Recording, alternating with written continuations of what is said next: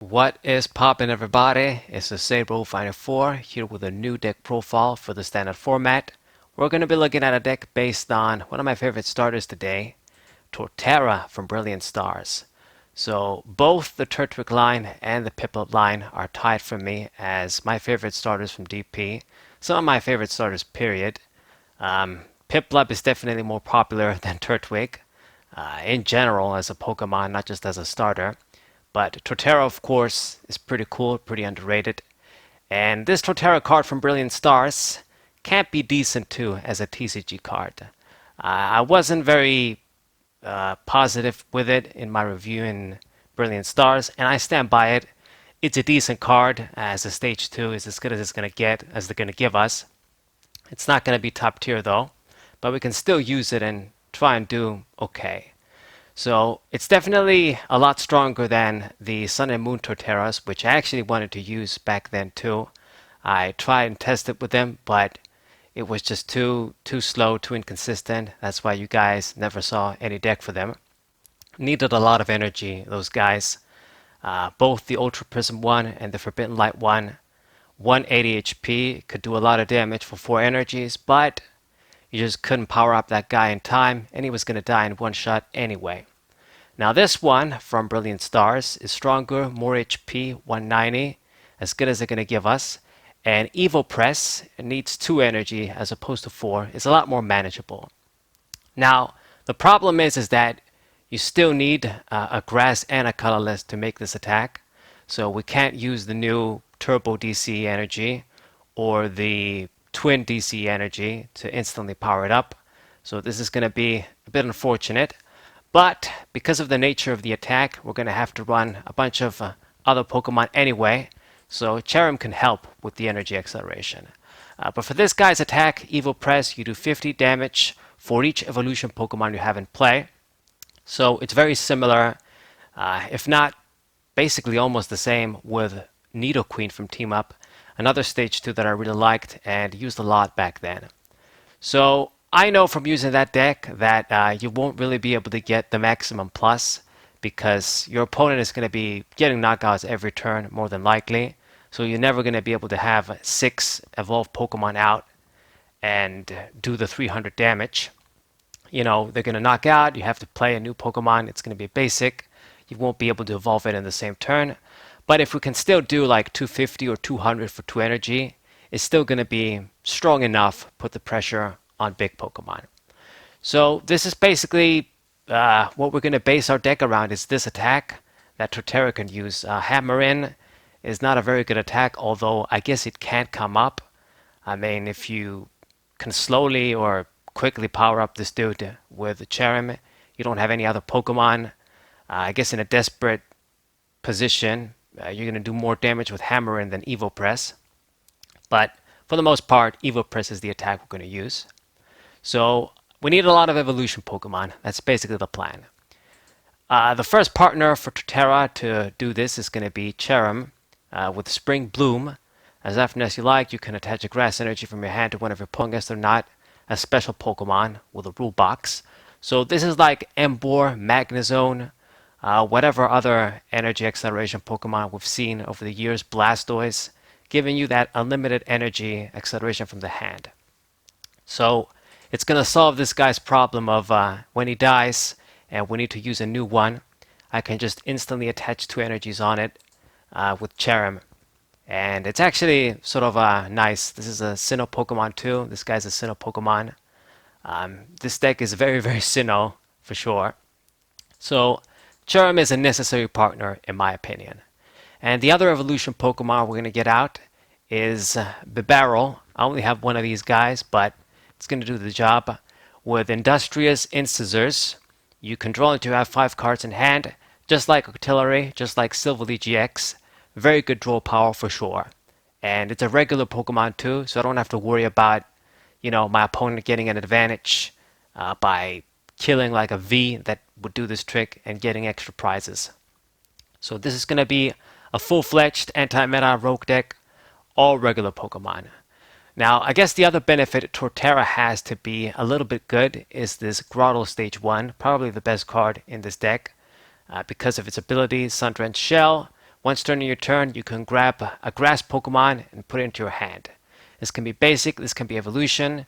So just like the old, what was it, Gabite, and then I think a Grovyle did this trick. I think a few other Stage 1 starters did this trick. We can essentially just get a Grottle, get another Grottle, the next Grottle gets another Grottle, another grass Pokemon, rinse and repeat, and just get a lot of Pokemon instantly and evolve into our Pokemon quickly too. So this is going to be very effective. Nidoqueen from Team Up also had a stronger ability, but very similar, just letting you grab Pokemon from the deck. And we're going to need all of these little tricks and effects if we're going to remain quick and attack. We have to spend a lot of Pokemon for this deck because we got to run a Stage 2 line and 2 Stage 1 lines. And we need a lot of evolution Pokemon down for this guy's attack to work. But the problem with that is that all of these cards are going to take up a lot of space.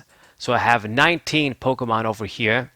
The Torterra line, Cherrim line, Babaro line. We do 4 Turtwig, 4 Grottle, and I just have 3 Torterra, but it's going to do the job.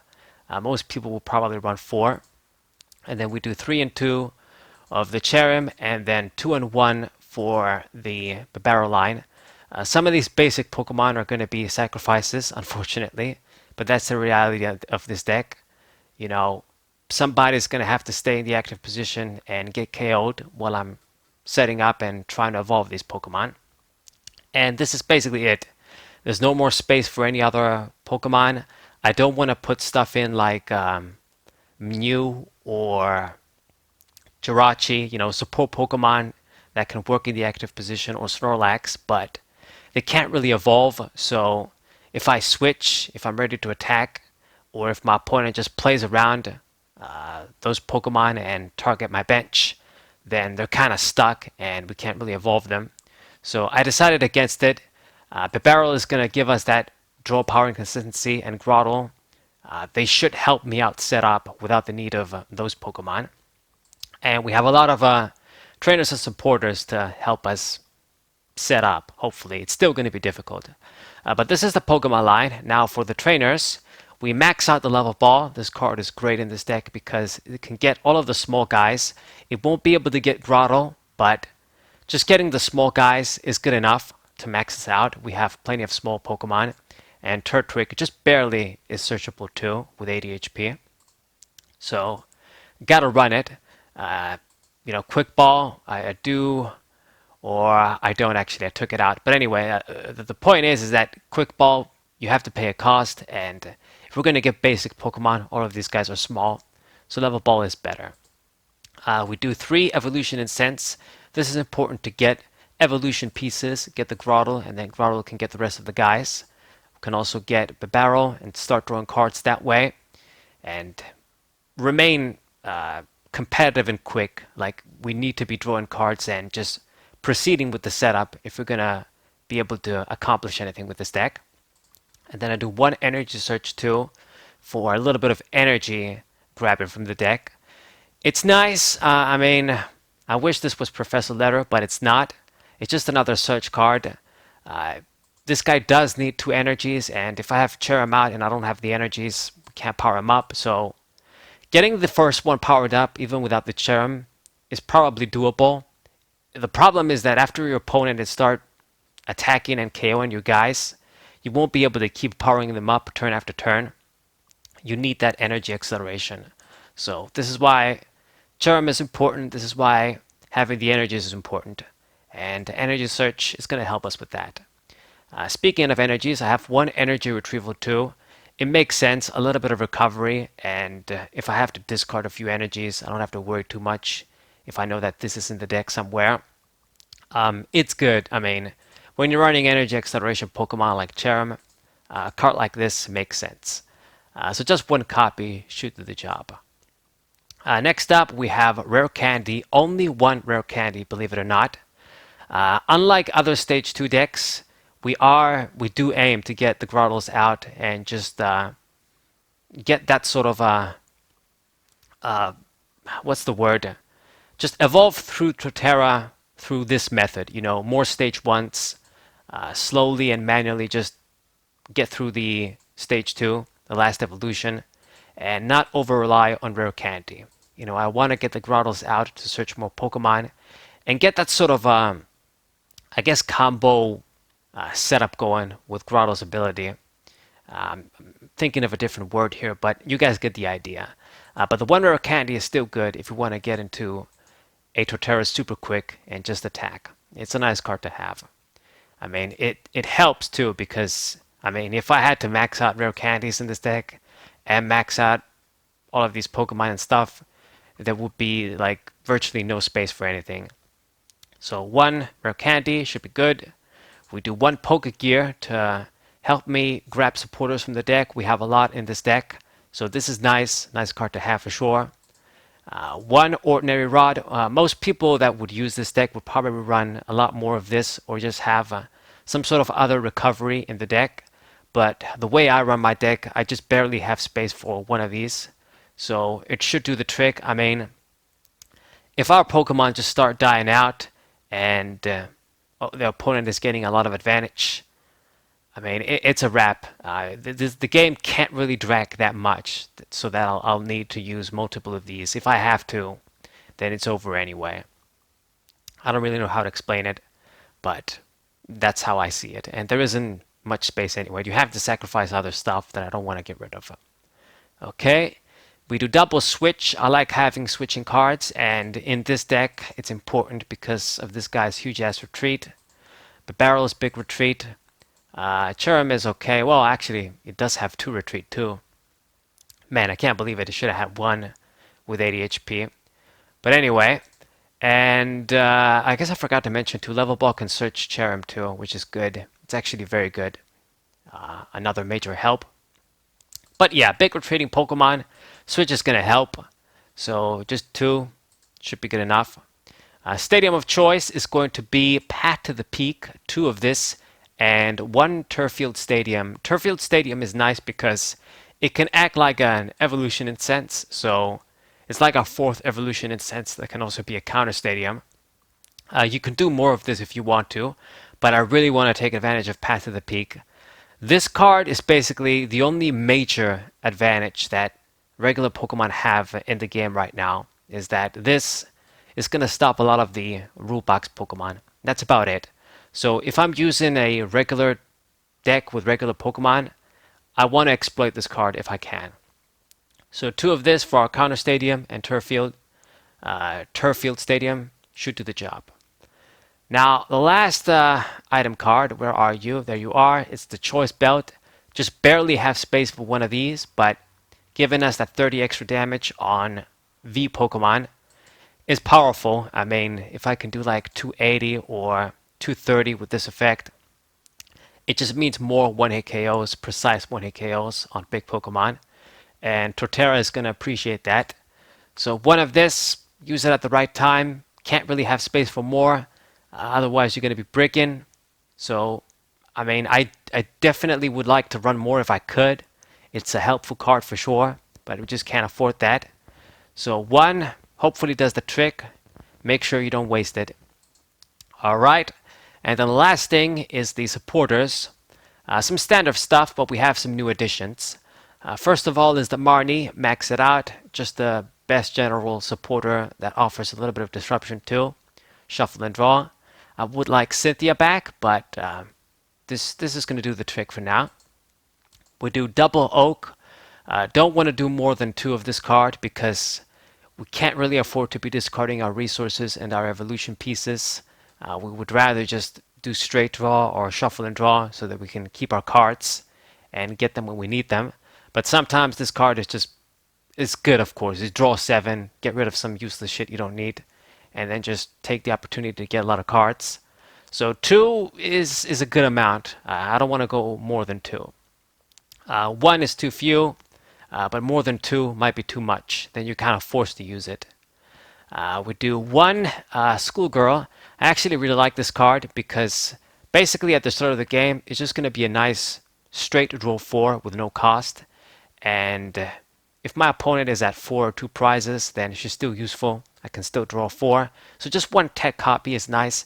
It would have been better if we were running Pokemon that give 2 prizes. So like if we had a V and it dies, your opponent is at 4, so you can still use this to draw 4 cards. But it's still good in a deck like this. I would still keep it in. Then we got the one Copycat, another sort of tech supporter choice because we need to be creative in this day and age. If my opponent has a big hand, this can be pretty good. Good against Zacian, good against the fucking new Fusion Strike decks that build big hands with all their Genesect draw and shit. So it can't be nice. If you can at least draw 5 or 6 out of it, if you like see that opportunity, go for it because it's good. At least 6. Sometimes you need to use it to draw 5, and that's a bit desperate. But if you can at least draw 6, then it's like this card was a Cynthia. So that's good enough. Obviously, anything more than that is even better. But hopefully, you don't have to use it to draw less than that. You know, if you have to draw 4 and just even worse than that, then it's a useless supporter. So use it at the right time, and hopefully you can make the most out of it. Okay, and then we do Cynthia's Ambition, a card that's pretty cool actually. It's similar to the Bruno, Single Strike Bruno supporter, but I think this is better for the most part in most general decks. Because if we can't get the plus, it's draw until we have 5, and that's better than shuffle and draw 4, I think. If I have a low hand size, at least I can make use of this still. And if we get the plus, draw until we have 8, then it's pretty good. It's like a Lily at this point, back when she was good. So that's perfect. So just one of this, don't want to over-rely on it. I mean, I would like to be surviving with 190 HP, but I know that I'm going to be dying either way. But tech supporter, still, don't want to do more. And then the last supporter is this new Gloria from Brilliant Stars, the female chick from Sword and Shield. Shout out to all the Scottish trainer memes on YouTube. Pretty good supporter too. It's going to fetch me basic Pokemon that don't have a rule box, which is all of our guys. So early game, this can be helpful to get all of the basic Pokemon that we need, and then late game, I can just not use it or discard it with Oak. Should be good enough. Just gives me more targets for Pokegear too. And boss's orders too, can't forget about you. Just one, use that at the right time, grab a crucial Pokemon and then win the game. Just pretty good, can't reuse them. We don't have Via Seeker, we don't have Eldegoss in Standard. We do have Eldegoss, I just don't have it in the deck. But you guys get the idea. And then the Grass Energies, 11 Grass Energies. Should be good enough. Don't want to have too few, but can't have too many with this deck. We've got the Energy Retrieval too. You got to remember, this guy does need to attack. So if a few of them start dying, you got to discard. You know, you want to be seeing them. You don't want to have like an amount and then just run out. So 11, I think it should be good. And this is the deck, guys. It's a cool little stage 2 deck. It's not going to be easy to work, but I mean, if you can't get that set up, Torterra is going to be tough. I mean, at the very least, you can get 2 OHKOs, and with Cherrim, just make sure the next one is ready to attack, and just keep the pressure up. Hopefully it works. So, as always, I will show you guys matches with this deck, and then we'll find out together how good it is or how not good it is. It's decent. It's basically what you expect for a stage 2 deck.